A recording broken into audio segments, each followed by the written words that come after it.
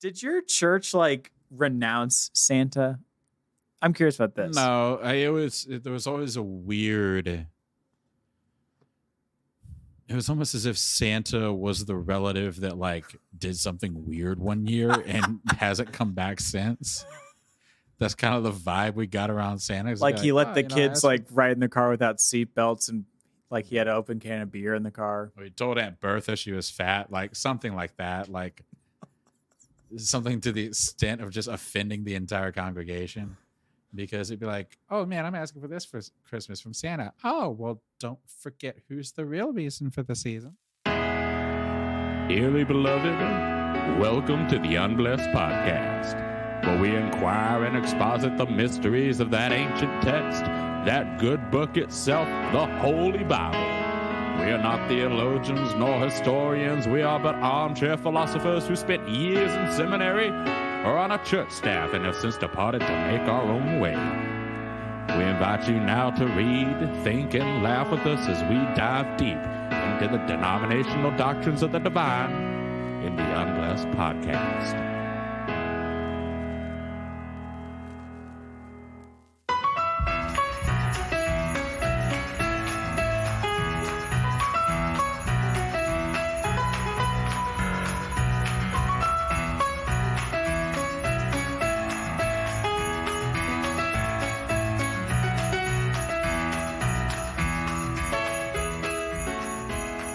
Hello, everybody. Welcome to the Unblessed Podcast. My name is Evan. And I'm Scott. And we are two ex-Christmas carolers. Scott, did you ever go Christmas caroling? I did. I did it a couple times. Oh, you did it a couple. I just did it the one time. One time. How old were you? Who was there? What were you wearing? Where were you? Where were we? What time was it? I was probably about 12, I think. I went with my church. And we just kind of went around and Christmas caroled the other church members in our neighborhood. You mean basically ministry? Yeah, ministry or being a bitch. I don't know. I just feel like every time we did something ministry related, it was just helping out other people at church or rarely were we really in the community helping. It was more like, oh, okay, Mrs. Dickinson needs her, I don't know, yard raked. There was a bit again. of a rush to it because it was like, hey, let's go on this doorstep. All right, 1, 2, 3, 4. On the first day of Christmas, my true love gave to me. And you just wait until they get out there and they're just kind of bopping along. And then it comes to a natural end where it's like, all right, yeah, we're done. Okay, this is a good question with the mechanics of caroling, because I've only done it a few times. And I think I did it differently each time. But did you start singing whether or not they would answer the door, or did you knock first, wait for someone, and then start singing? I think we did knock and start singing. I don't know why, but that seems hilarious to me that someone could be in their house having a crisis and have carolers come up and sing. Someone could just found out the news that Grandpappy is not coming home for Christmas. Breaking and entering just happened, and we get the person. Someone just got their college denial letter in the mail. They're checking the door, and they see your mug. Baby, it's cold outside.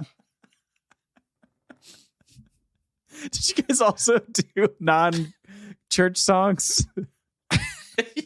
I don't know. I don't remember. Santa baby, if you really care. This next one's by Ariana Grande. Hit it, Evan.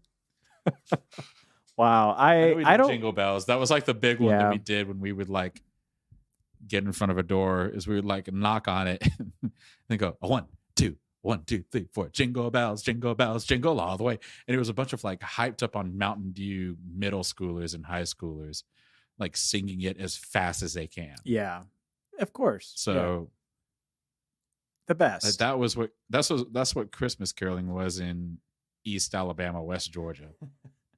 Well, I think I only did it maybe 2 or 3 times. I recall doing the neighborhood around our church, and we just went up to random doors, people we didn't know, And I think we took the approach where we were knocking, and if nobody was home, then we went on to the next door. But I think we hit a streak of like 0, like completely striking out, like 10 in a row. And at one point, someone was like, let's just sing in the middle of the cul-de-sac. So we just like sang in the middle of the street. I do remember that. Like we weren't on anyone's necessarily like porch, but we were just in the middle of the road singing a couple songs. Another time, though, I do remember I caroled at a retirement village with the worship band. And I was the hot lead singer, Evan, if you can imagine me being even hotter than I am now. Wow. But fathers, hide your daughters.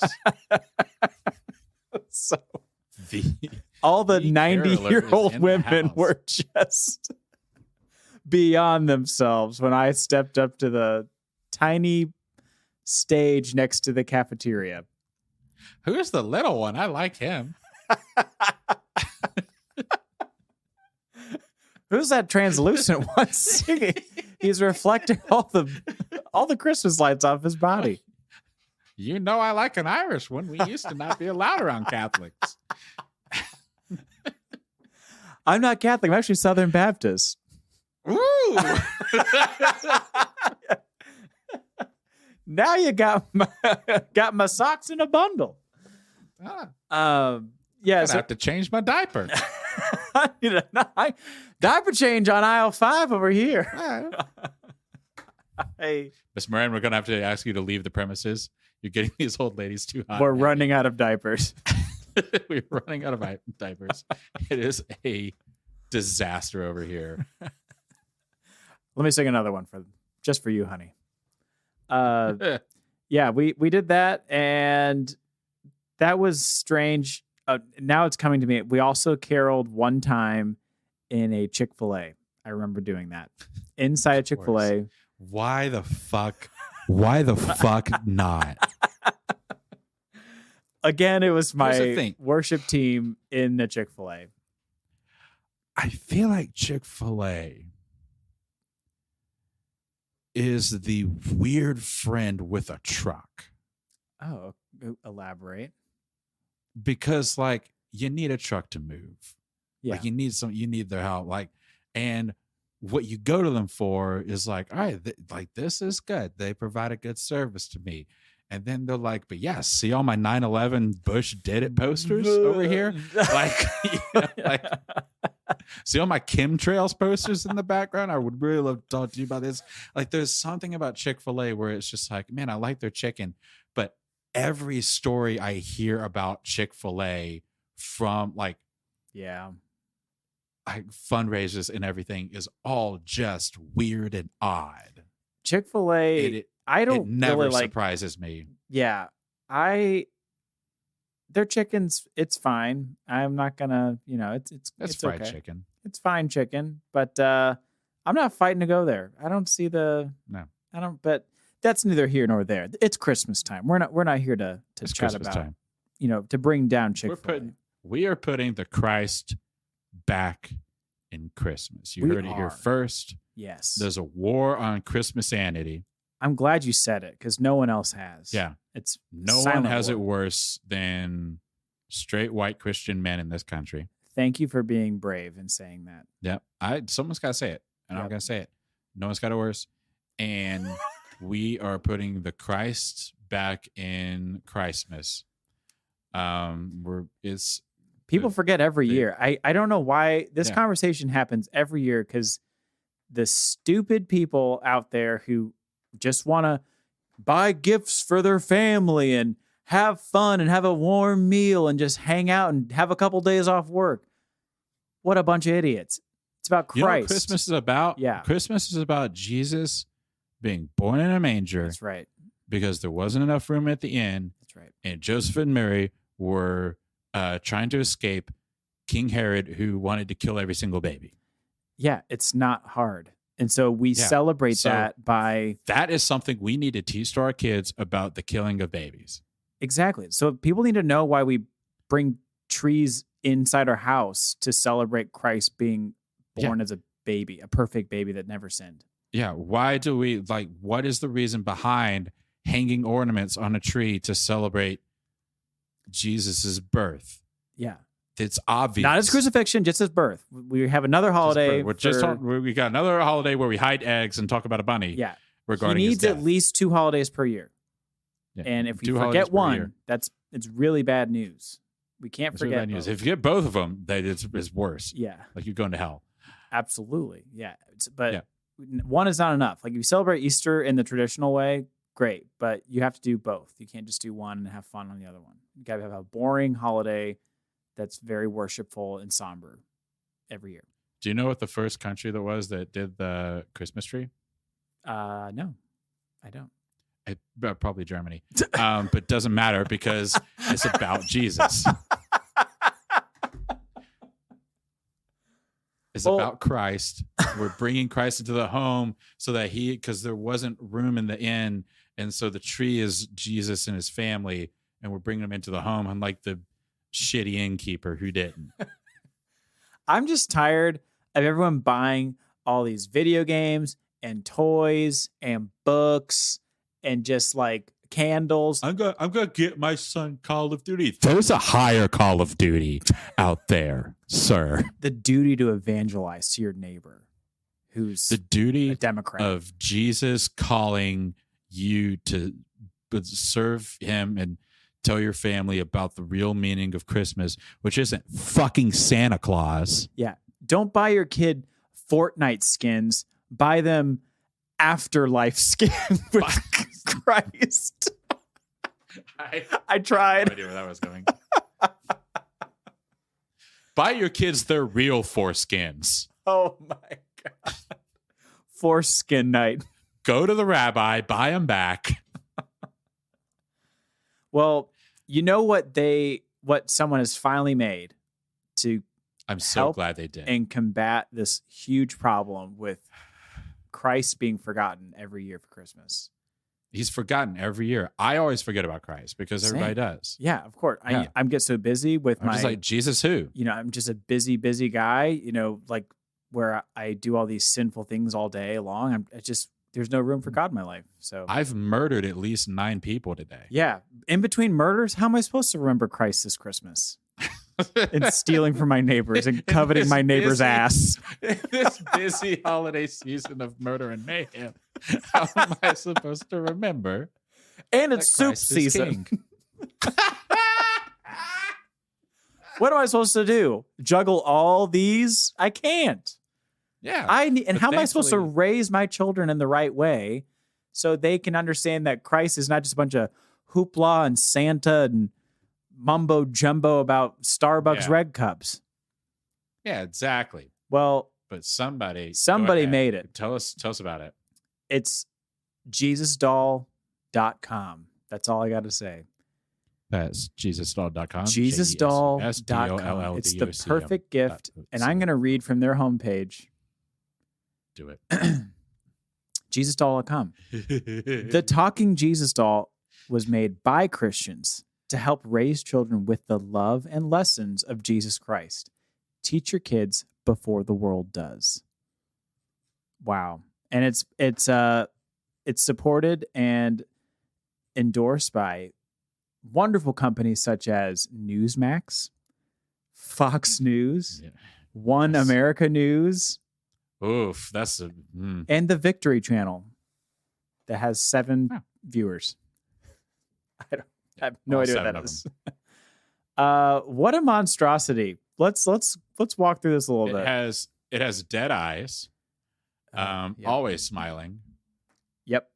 Even when is that a hat or it's hair? I don't know. Oh, like is it like a kind of a droopy hat cowl thing? Yeah, I think it's his hair. Probably. It says 10 phrases from the Bible, and I'm going to read them out right now. One of them is from Deuteronomy. No one whose testicles are crushed or whose male organ is cut off shall enter the assembly of the Lord. That's the best thing we can teach our kids this Christmas. I actually have one right here. I'm going to use it, and I'm going to say the next one. Okay. I'm going to use it. I'm going to squeeze it real fast. Then Judah said to Onan, "Go into your brother's wife and perform your duty as a brother-in-law to her and raise up offspring for your brother." Thanks, talking Jesus. I don't know what you said, and frankly, I don't care, Evan, because I know it was from the Bible, so it's important. It's from the Bible. So let's try another one. Another one. All right, let's squeeze it real quick. If two men, a man and his countryman, are struggling together, and the wife of one comes near to deliver her husband from the hand of the one who is striking him, and puts her hand and seizes his genitals, then you shall cut off her hand. You shall not show pity. Thanks, Jesus doll. Thanks, Jesus. My kids need to hear that today, because every time they're at the playground, they can't get their hands off each other. Yeah, especially each other's genitals. Let's do one more. Yeah, I want to hear one more verse from Jesus. Okay, Jesus doll. All right, I'm gonna squeeze it real quick. Yet she increased her prostitution, remembering the days of her youth when she engaged in prostitution in the land of Egypt. She lusted after their genitals as large as those of donkeys, and their seminal emission was as strong as that of stallions. All I heard was, "For God so loved the world," right there. That's what I heard. I didn't hear anything else, but we need to keep Christ back in Christmas and in our schools. Exactly. Absolutely incredible. Exactly. My favorite part of this website is there's just some random captions. Someone just put together like the quickest little Squarespace site. Not that we're sponsored by them, but Squarespace, if you're listening, we could use a little sponsorship. But I mean, we could use a little bit. A little under the table. You know, listen, honey. But there's a one caption where it shows somebody holding the doll, and it says in big letters, "They see a toy. You see a tool." I love that. That's perfect. Somebody never proofread this site at all. I know. It is indoctrination in words. Yeah. Like, hey, could you just write a phrase about indoctrination? Sure can. Yeah, no problem. I think I love the other one, which is a great way to start a conversation about Jesus with your child or anyone. If you so fucking walked up to me with this doll and just squeezed it and let it say whatever the fuck it was going to say, I would call the police on you. What kind of tactic is this? That you just bring a doll to a conversation about Christ? Start a it doesn't say use it as a conversation tool. It says start a conversation with anybody. Anyone. With anybody. Go ahead. Anyone. Just start it up. Just bring a doll, let them talk, and then watch the convo flow, baby. Because that's how it's going to work. There's also an FAQ section at the end of the website. And just for a reminder, FAQ is frequently asked questions. So I'm assuming they got absolutely bombarded by the Christian community with emails and questions and phone calls. Just phones just off the chain. But my favorite, it says, "Do you offer discounts in bulk quantity for churches on mission?" And they answer with a resounding yes. So, listeners, here's the proposition.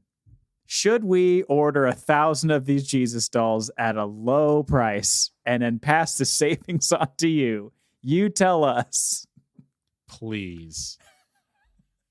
If we get just 5 people to say yes, we will do. Evan will personally finance this missional tool. Right, Evan? Oh my God. If I buy them, I will send 500 to you. That's not all of them, so I'll take it. What a piece of crap. Man, I just can't believe I'm alive during a time where this is something. This doll is a foot tall. Yeah. I do want to know how much it says. It doesn't even give you a price. It just says get yours and order it. I have to know how much these cost. Yeah, how much is this? If I go to shop, your cart is empty, keep shopping. It's $35. $35. Yeah. Get 4 for $99. Why would you need multiple Jesuses in your house? Why? Why? Oh, no. I can't do this. Never mind. I'm out. I don't want to do this anymore. Evan, what are we talking about today? What's Christmas.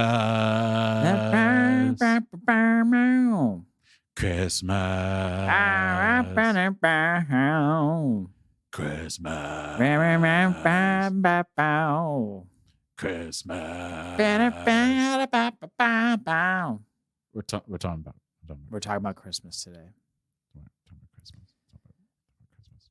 Evan, how many Christmas services have you attended in your life? Not that many, if I'm being honest. Not that many. I think, I don't think I've actually been to that many. The one that I used to do in high school, we did a candlelight service. Oh, classic. Candle service. Yeah. And so we had like the wax candles with like the little like shield for your hand. Yeah. When it starts to like melt. But we were lighting it. And at some point, someone's went out, but then other people started to go out. And so we had to do this thing where we like reversed around the room while we were singing Silent Night. Because we were supposed to be singing Silent Night at that point. Someone do another verse, one more round, right? But it was just like, oh, shoot, we got to go. Can I get yours? Can I get yours? Oh, you're going out too. Oh, okay. And it's sort of like going in a different direction. So you just set the carpet on fire just to keep a little local flame going. Yeah, exactly. We did every year. It was like a every year tradition in our house. We did every year. I just didn't go to them that much because it was like, wow. I don't know. I wasn't really, I never really saw the appeal of a Christmas Eve service. Wow. Yeah.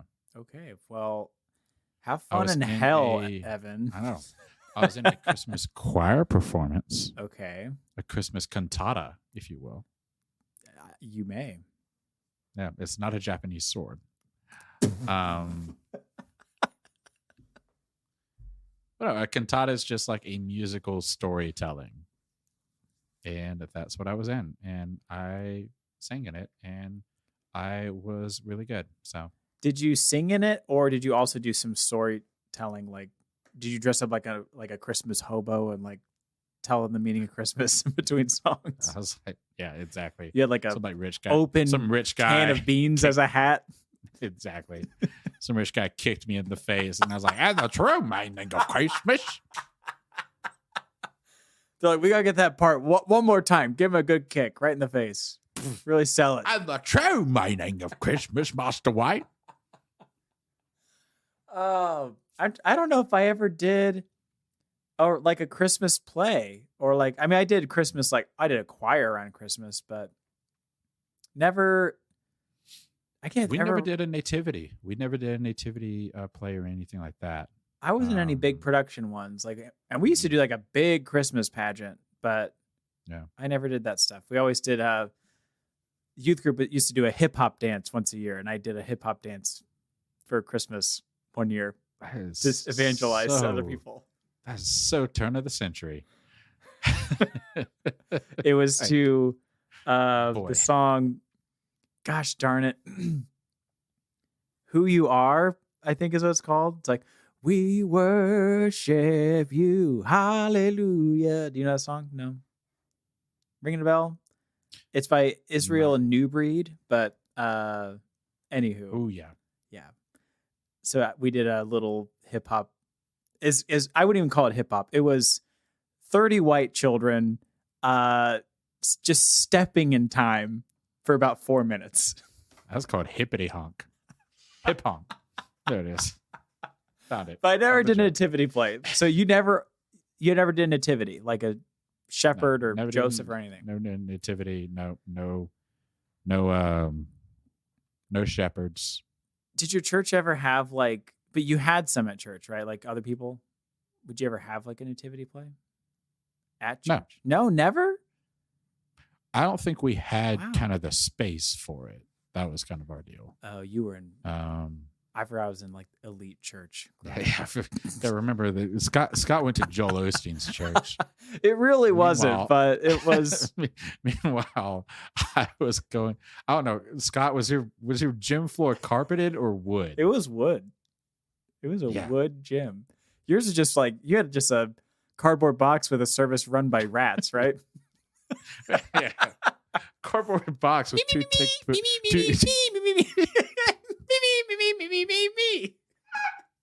Ah, amen. Amen, brother. Amen, brother. Amen, brother Chatter. Well, we did, I think I've talked about this before, but we did like a full-on Christmas pageant for the community, like for, I don't know how many years, 5 or 6, 7 years. But part of that was a big nativity / we also threw in the crucifixion and resurrection. It was like a whole story of Jesus thing. So it was like a nativity, scene 1. Then it was like the early life and ministry of Jesus, and then a crucifixion and resurrection scene. Every single word and verse in that Holy Bible points to the cross. Boy, I haven't heard you put on that thick of a... That was... Every single letter. How did you make cross stroke, a 4-syllable word right there? Every single stroke of the pen points to that old rugged cross right there. On a hill far away, stood an old rugged cross. Boy, I I lost my train of thought. You were so Southern there for a second. I forgot who you were. But we would do the nativity and crucifixion scene. But I always thought it was interesting because, you know, it was like a very happy atmosphere. You know, we had, like I was saying, like a hip hop dance. We had like some song specials, and like the kids would do a little thing. But then we'd cap off the night with watching my friend's dad get nailed to a cross in the middle of the sanctuary. It was like, ooh, like Mr. Christ Martin. is born. Christ has friends. Christ is dead. It was a lot. But 1,000 people, 100,000 people got saved every year at that show. 100,000. The same 100,000 people every year. That's right. Yep. 100,000 people in attendance. Yep. It was insane. But I was never actually in a nativity, and I don't think I ever missed anything. I never really wanted to be a shepherd or like an angel or anything like that. But we never had any snafus though. I always I've seen churches where, you know, angels have fallen out of the sky, or I don't know, people's like nativity scenes have blown up or fallen over. I've never seen any of those hijinks at my own church, though. I don't know if you have any. Jesus and Mary have a domestic right there. Evan and the carolers at the door the whole time. Yeah. I told you, Mary. Who is this guy? Why are you pregnant? Who is this guy? Why are you pregnant? Jingle bells, jingle bells. Jingle bells. I think one of my favorite things online, right, that comes around every Christmas time is talking about how ridiculous the Little Drummer Boy is. Oh. Yeah, let's talk about some of these songs. Yeah. To have a child play the drums at a new mother who has just given birth. Nothing screams Silent Holy Night like a child playing drums. Yep. Just, oh man, I just gave birth to the world. Watch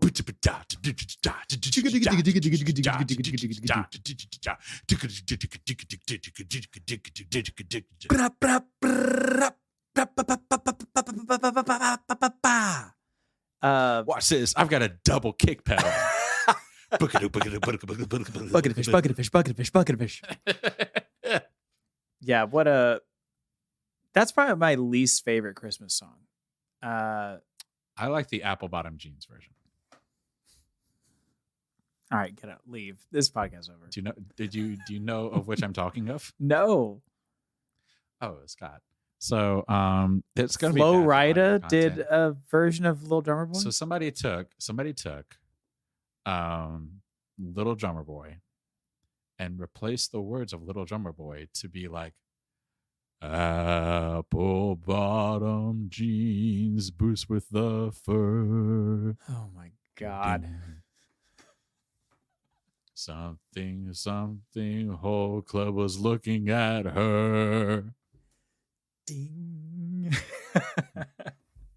Exactly. I hated that song We one year, Mercy Me came out with a version of Drummer Boy. I don't know if you remember that version. It was probably early 2000s. The song sucks. It sucks, but somebody wanted us to do it for youth group one year. So your boy had to try to do the Bart Millard version of it and, lay into it. But man, I hated that song. I never saw the lyrics. I also thought it was weird that we'd do it like in a worship atmosphere sometimes. Like it would be like a full on Sunday like worship set. And then it's like, let's talk about this made up child drummer boy, but along with the very true fact that Christ was born, but we're just sprinkling in these fake characters just for the fun of it. Christmas carols for worship services were always weird. I never understood it. Yeah. That was always a weird thing that happened. I remember we sang like Jingle Bells one time, and I was like, this isn't even a freaking Christmas song. This is written for fucking Thanksgiving. Like, and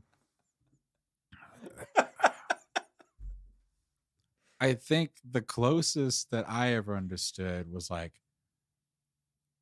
because you could get kind of like, worshipy with however you wanted to do Silent Night. Yeah, that's a very Christian song. Yeah. Yeah.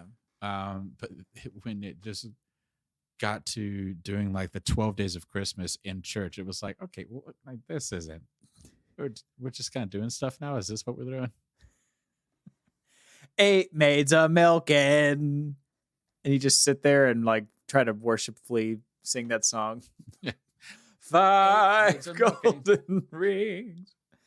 Yeah, I never understood having carols in the worship service itself. It makes about as much sense to me as singing like the national I was just about to say, and our churches still did it, or at least mine did. And why? Because you make the rules at those churches. You make however you want it to work out. It's your church. It's you make up what you want to do. But speaking of other dumb songs, Mary Did You Know is also one of my least favorite. I will say musically it's kind of fun. It's a different take on a Christmas song. It kind of breaks it up. Mary, did you know? Yeah. You can make it kind of sexy. Boy. I got accused of singing that song a little too sexy a couple of years ago. Did you know? That's your baby boy. It's stupid because if people read their Bibles, Mary did know. She was told ahead of time. She was told. She was told by an angel of the Lord that this will happen. I saw a reel today, and I'm so sorry. I'm forgetting the person who posted it. I should remember these things. Wow. But they walked through it, and it was like, Mary, did you know that your baby boy would one day heal a blind man? She was like, well, like not specifically, no, but like, yeah, but yeah, like I knew that he would. I was told an angel. I feel like you guys aren't listening.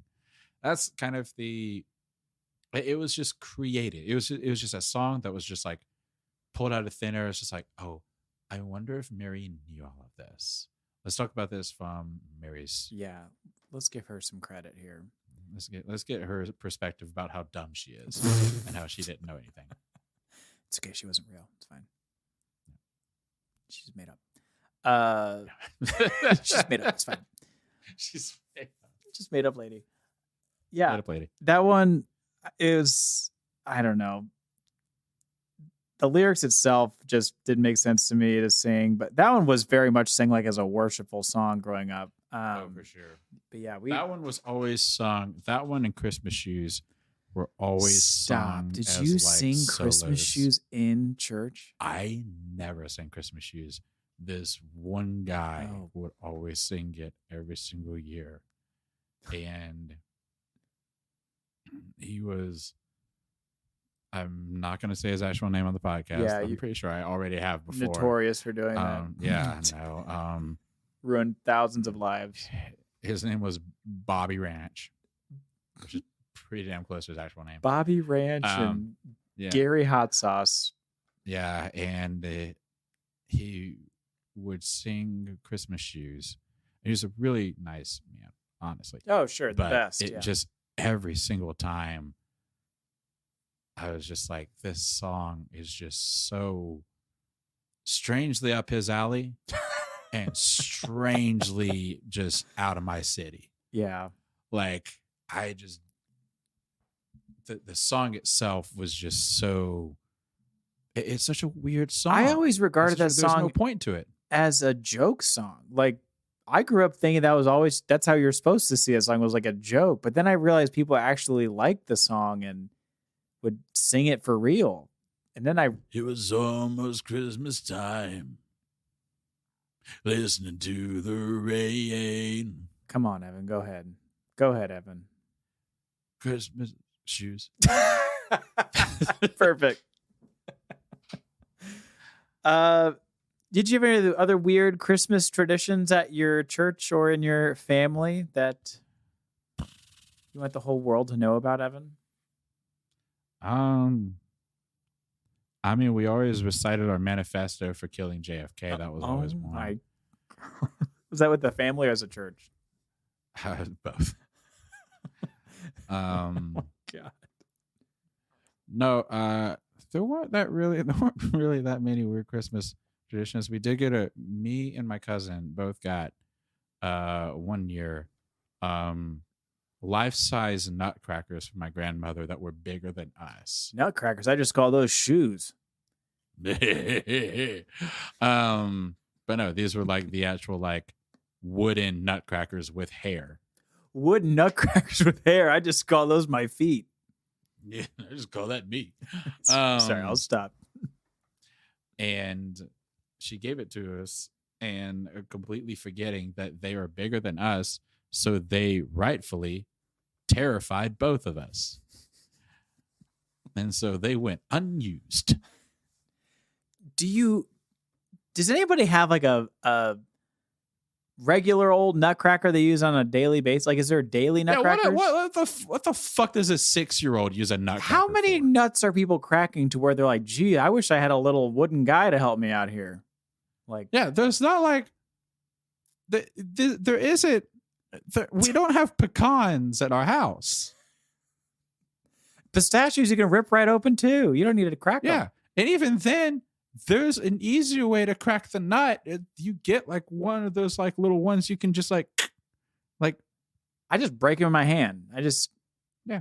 Boom. Also, that you just put it down there and just bam, right on the table. I'm pretty sure any wooden nutcracker, you try to put it in the mouth and you just break its whole jaw off. You're gonna tell me a little balsa wood home goods nutcracker is gonna chew through black walnut? Get out of here. You tell me like Floigenhagen from IKEA is gonna break through Yeah. freaking hard pecans? Couldn't say it better myself. I was never gifted Anyway, a nutcracker. It is the weirdest gift I've ever gotten to this day, and I love my grandmother, but they were just so huge. Like you can't, like, as a 6-year-old, they were 13 feet tall in my memory. At least, yeah.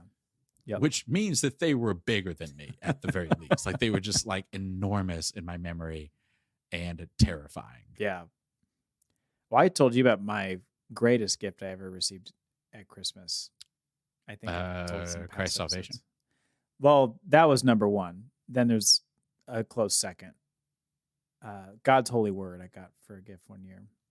But it was built up for at least a week in my house where my parents, I can't remember if someone else was in on it too, but they kept building it up all week. Like, you're going to get one of the greatest gifts you can ever receive. We're so excited that it's the best gift anybody could get.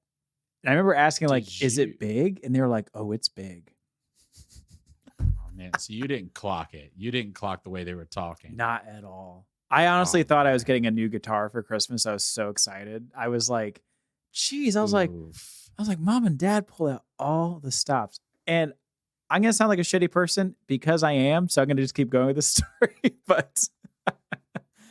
But yeah, I thought they were going to get me like a really extravagant gift because they were building it up.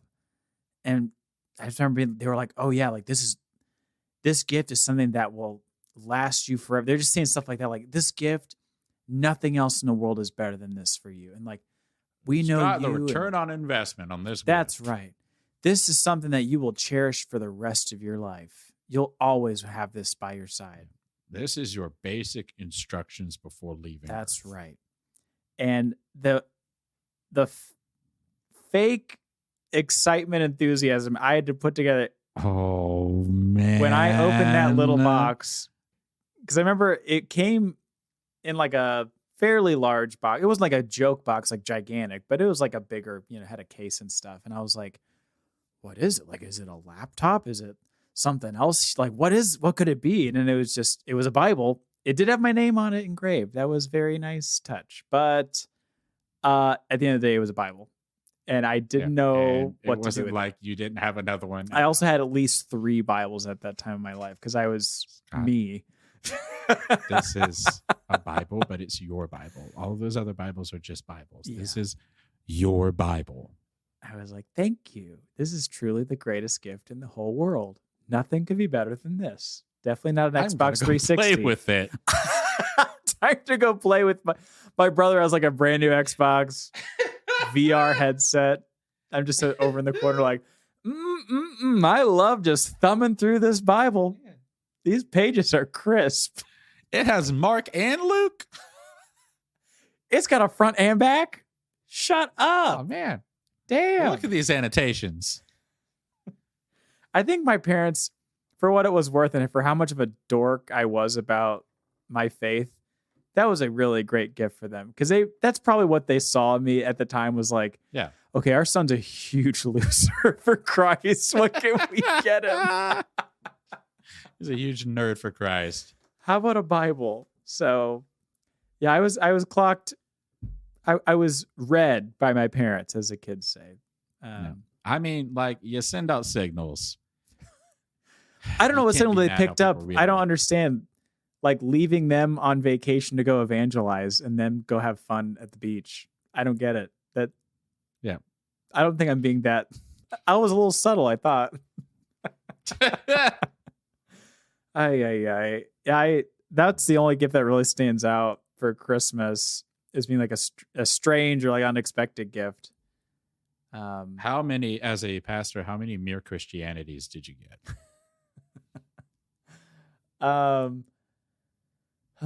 At least one for sure. Actually, for a Christmas, I got a Screw Tape Letters. I got at least, yeah. I guess how many like C.S. Lewis books did you get as a pastor? That's the real question. Yeah, I did actually receive a Screw Tape Letters by C.S. Lewis. What else did I get? Somebody got me a Christian adjacent book one time. It was like, what was it called? It was The Promise or something like that. It's kind of like a manifest your destiny kind of book, but also slightly Christian kind of book. I don't know. Like one of my like in-laws' friends got it for me because they're like, well, you're a pastor, so you probably know about this stuff. And I was like, this is a little crazy person wrote this book. It's like, they're like, and if you pray to God, you don't have to do your taxes that year. And I'm like, what the? All right. The duck that's my friend is going to write the next part. Quack, quack, quack. Quack, quack, quack, quack, quack. Quack, quack. Listeners, I just want to thank you for being on this journey with us so far. We're 50-something episodes in this podcast, I believe. And you know who the real hero is? The real heroes? Who? The real heroes? Who are they? They are the listeners. They are. Thank you, listeners. Thank you for being heroes this Christmas season. If you want anything for Christmas, listeners, just reach out to Evan personally and he will purchase it for you. I am Santa. That's right. You just ask for anything and Evan will hook you up. I've been saying Evan this entire time. I am actually Santa. That's right. He is. Yeah. Yeah. I am Santa. Bow before me. Yeah. I am your Christmas God. Did your church like renounce Santa? I'm curious about this. No, there was always a weird. It was almost as if Santa was the relative that like did something weird one year and hasn't come back since. That's kind of the vibe we got around Santa. Like he let the kids like ride in the car without seat belts, and like he had an open can of beer in the car. He told Aunt Bertha she was fat, like something like that, like something to the extent of just offending the entire congregation. Because it'd be like, oh man, I'm asking for this for Christmas from Santa. Oh, well, don't forget who's the real reason for the season. That is a really strange thing. Like, I wish we spent more time on this topic. Keeping like the whole magic of Santa alive in a Southern Baptist church, but also being surrounded by people who are trying to like get you out of the Santa verse constantly. Makes no sense. Like you'd have all these innocent little kids who believe in Santa, and then they go to church, and like you said, it's like people have to remind them like, well, you can talk to Santa, but just remember Santa reports to Jesus. That's how it was kind of Santa is Jesus' lieutenant. Like it's weird that Santa had superpowers like Jesus but didn't die on a cross. They didn't have wood big enough to hang him. Ones. Better superpowers. Like he can reduce his size. Yeah. He can travel at the speed of light. He can slow down time where only he experiences the slowdown and not anyone else. Whoa. He can turn into Tim Allen. He can also turn into Tim Allen. He can put on a voice like Tom Hanks. But his flying ability is dependent upon whether or not people believe in him. That's right. And the weather. That's the thing. Like Christ is Christ here today and tomorrow. Santa isn't Santa if people stop believing. That's his kryptonite, is unbelieving children. So they just suck the power out of him. He'll fall right out of the sky if he goes over a non-believer. So if he sees a kid that doesn't believe in Santa, and that kid just like punches him in the nuts, he's dead. His nuts are his life button. Like if you punch him in the nuts, it's over. He just instantly, he's gone. Eat shit, old man. I was imagining like if he just flies over like a pocket of non-believers, the reindeer just drop out of the sky, just like normal reindeer. Just get caught in a power line. It looks like they all got shot in the sky immediately. They're just like, yep. Yeah, Santa, all the poundage. Rudolph, whoa! His diabetes reactivates in the sky. My blood sugar. That's the other like, not really talked about superpower of Santa. Is his sheer metabolism. Yeah, that guy's he's got some serious like ways to digest sugars. Like, he eats at least 1 billion cookies. At least 1 billion cookies per year. Once a year on one night only. That's right. Yeah. He dear God, that has to add up to somewhere around 1 billion gallons. That's right. Of milk. Yeah, he's definitely if he was diabetic, he would be no feet by now. Just 0 feet. Just nubs. Just walking around. Oh my gosh. What did you last thing? I guess we're getting towards the end, but what did you put out for Santa as a kid? What was your go-to? Oh, I put out for Santa.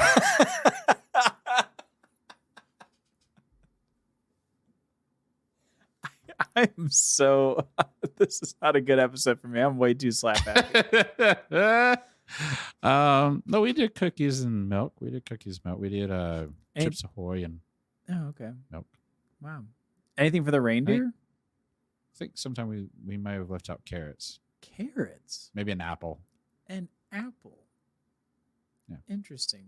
No porn mags for the reindeer in Santa. Yeah, no guns and ammo for Santa's porn. For the reindeer with like a full like naked doe in there. It's just a naked reindeer, aka a normal reindeer. They're always nude. Exactly. No, it's just a reindeer just standing up like this. I know people can't see. No outdoor living. No Hunter's magazine. for the reindeer. Gotta say, no Gander Mountain magazine. Oh no, for the reindeer. Nope. We always did a bowl of sugar for the reindeer. Was it a bowl of sugar? A bowl of sugar. Yeah, and then Rudolph would leave his nose print in it the next morning. That was always our magic. I thought your parents just ate a fucking bowl of sugar. They gotta, don't just toss it in the trash. They gotta commit to the bit, and it's a full bowl of sugar every year. My parents would just scarf down. How big is this bowl? Oh, like a popcorn bowl. Oh my God, they'd be dead. Like, oh man. Now we just do like a little, just a little tiny cup of sugar. And it'd be out with cookies and milk. And then we'd come downstairs and half a cookie be eaten, a little milk would be gone. And my parents really got into the theatrics of the night before with us. And I think it was because we were little shits and we didn't want to go to bed because it was Christmas. Like the story the night before? Or just like setting up the theatrics to try to get us to go to sleep. Because I remember one year, one of them was in the bedroom with us, and then the other one, like, stomped around on the floor above us. We were in a 2-story. Stomped around right above us with like jingle bells. Oh man. And the other one was like, you hear that? It's reindeer on the roof. You have to go to sleep or else Santa might not come back. And did you believe it? Were you like locked in? Absolutely. I went right the fuck to sleep. Yeah. I gotta get me my PlayStation 1. Yeah. I remember one year in particular, my parents also cranked up the theatrics, and all I remember is we went to bed, me and my brother, we had bunk beds on the second floor. And at some point we saw like a light like flashing across our window. And then there was like a red light that quickly flashed across the window. And then we heard this like thumping on the roof. And then I found out years later that it was my dad out in the yard, and he just had 2 flashlights, and he was like pretending to have like Santa's the front of the sleigh and like Rudolph's nose. And then he had a bucket of baseballs and he was throwing them on the roof to make it sound like Santa and them were like taking off and stuff.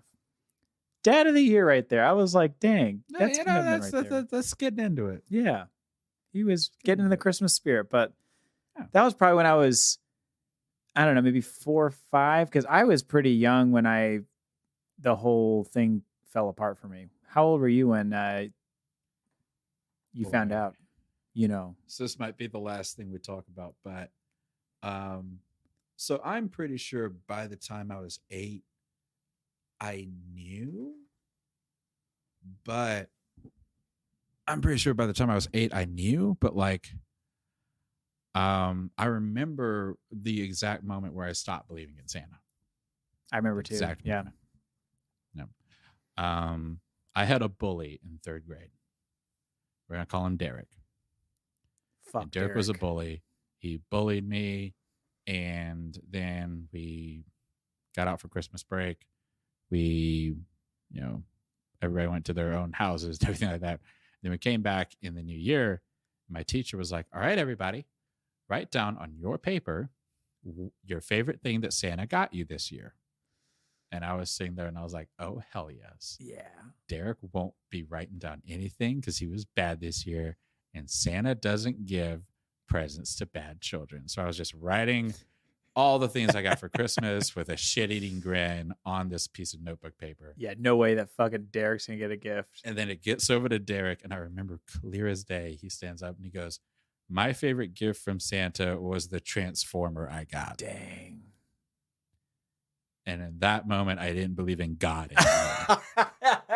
You were like all of it. Santa, God, all the way up. The veil's been torn. Boy. Like none of it. Like, but I remember like as a kid being like, that's not possible. Yeah. This can't be. And I was just like, so there is no nice and naughty list. Santa's just a universalist. Like he gives gifts to all the children. regardless whether or not they're good or bad. You're like, the Magic Man, he's still magical, just magic to everybody. He can't be non-magic. To everybody. That was the only solution. It couldn't be his parents. Oh my gosh. Man. Because that was a slur on the playground. It was like, oh well, his parents probably gave him that toy. A slur. Yeah, he got gifts from parents this year, not actual Santa. Yeah, Danny's a real jackass, is really what you're saying. I remember also the exact moment I found out that Santa wasn't real. It was probably first grade, and I asked for I don't know what company made it. I think it was like Mattel, but they made this like cheapy kind of like laser tag set. You get like a little laser gun and like a little vest thing. And I was like, I remember asking for that specific. I was like, I want this laser tag set. And then maybe like a week before Christmas, I think I was like playing with Hot Wheels or something, boy stuff. And playing with trucks, and all that stuff. But then I was playing like in our guest bedroom, and I went under the bed and I found the laser tag set underneath the guest bed. And my first thought as like a kid was like, now why did Santa leave this at our house early? And I was just really pontificating about it. I was just like, why would Santa come almost a week early? And he got the gift I wanted, but why? And I started thinking and thinking and thinking. I think the next night it was just festering in me. I just couldn't keep it. I'd like talk to my brother because I thought he still believed because he didn't say a single word to me. And so I asked him, I was like, do you think Mom and Dad buy the gifts for us and Santa just doesn't? And he was just like, I'm going to tell you something. He was like, you might want to sit down for this. And that was the rest was history. Open a cold one, Scott. You're going to need it. Here's a cold 2% for you. Here, have a cold Capri Sun. You're going to want it. Yeah. Take it easy. But yeah, that's all I got for this. So this Christmas. So why don't you go ahead and I guess wrap us up here, Evan, with a Christmas well wish to all of our listeners. Absolutely. In the most theatrical. Thank you so much. Thank you so much for listening.